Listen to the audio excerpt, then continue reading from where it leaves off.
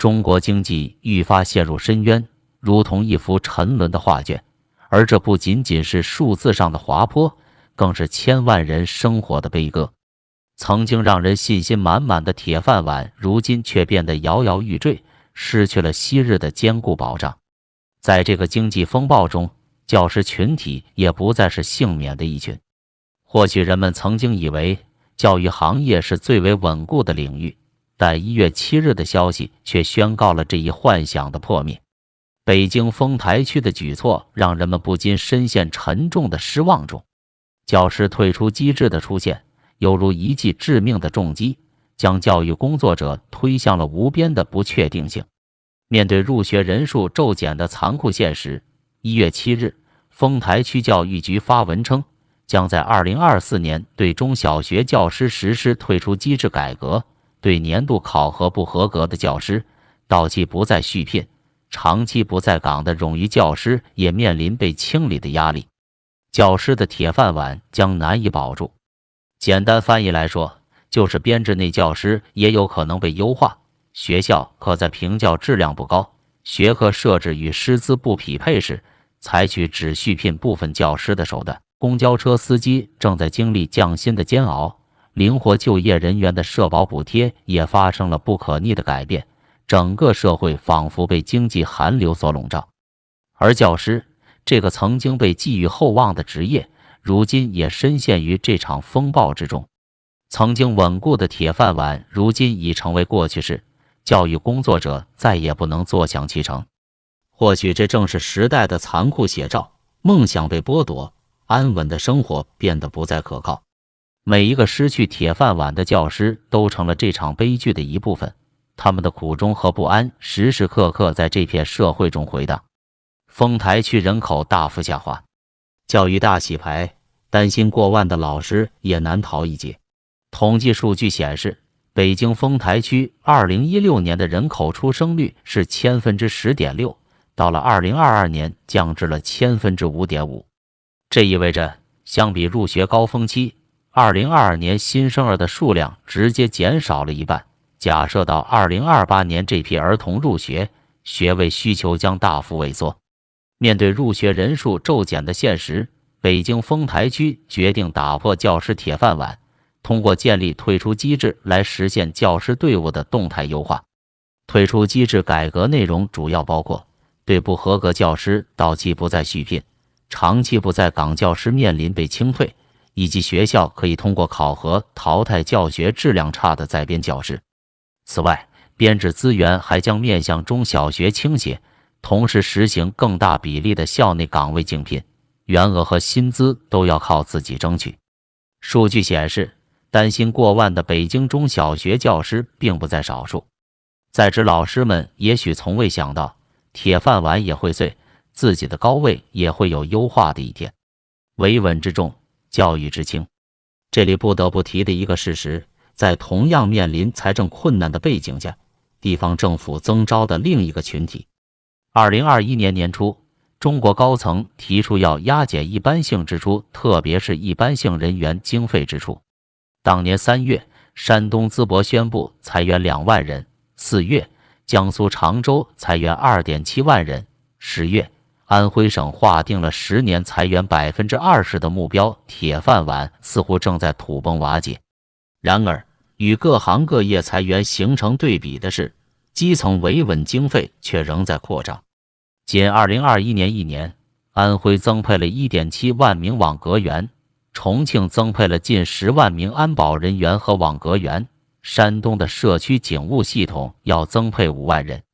在财政捉襟见肘的情况下，地方政府似乎更看重维稳支出而不是教育支出，这也从一个侧面反映了基层编制的严重失衡现象。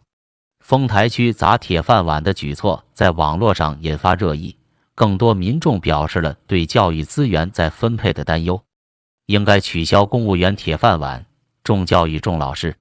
末位淘汰的决定权由谁掌握？教育局长、校长还是家长？这很关键。精简人员应先从行政系统开始，教育系统需要的是减负不减员。领导也该参与淘汰机制，不能光压制一线教师。尽管地方财政捉襟见肘，但民间对教育的殷切期望并未消减。网友们普遍认为，教师队伍的核心作用不应被轻易改变。全国退场机制将成常态，三大压力待教师们自救。事实上，在人口红利逐渐消失的当下，教师队伍实现更高效的配置已成为全国的共识。除北京外，不少省市都推出过相应教师管理改革方案。统计数据显示，中国教师总量从2010年的1364万人增至2020年的1542万人。在入学人口达到拐点的今天，部分省市不得不面向过剩的师资规模寻找出路。如山东要实行教师县管校聘和退休待遇差异化，四川对60岁以上老教师实施轮岗制，江苏则通过多种弹性用工方式录用非编制教师。类似丰台退出机制的做法也在各地悄然展开。可以预见的是，中国教师队伍正式进入退场机制常态化的新时期。稳定的铁饭碗被打破，教师们也将在就业压力、薪资压力、退休压力上承受更大的考验。如何在教育大洗牌中自救，这是千万教师们必须思考的问题。然而目前来看，教师群体能够自救的空间并不大。在一轮轮裁员、降薪潮里，老师们往往成为露头就打的替罪羊。统计数据显示，2020年以来，全国已有超过10个省份对教师工资线进行了下调。部分城市的中小学教师月薪甚至降至3000元上下，远不如车间操作工。薪资捉襟见肘，工作强度却在持续飙升。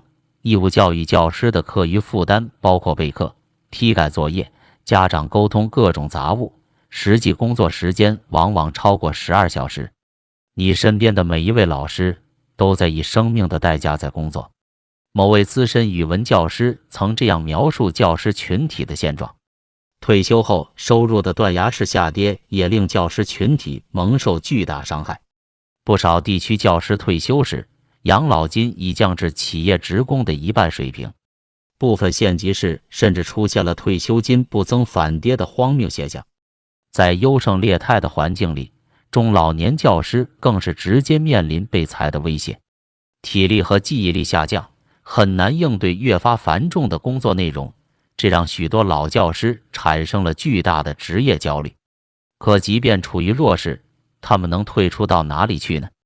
在中国现有的环境下，已服务多年的中老年教师要实现职业转换并不容易，他们缺乏其他领域的专业知识和技能储备，面临匮乏的再就业机会。与年轻教师相比，中老年教师群体自救的可能性更加渺茫。中国教育体制的深层矛盾再次彰显无疑，重视硬指标而非人本质，在学制和编制上存在严重漏洞。这让人不得不想到鲁迅先生的一段描述：他们给予人民的不过是充饥匮乏的知识和空虚的官衔，以偿夺去的就是人的自由和幸福。教育理应宽松包容，重视人的全面发展。当前中国教育行业的种种困境，都在对教育本质论发出质询。而要让那些质询不再存在，教育生态还需经历漫长的完善过程，方能期待教师群体真正的自救。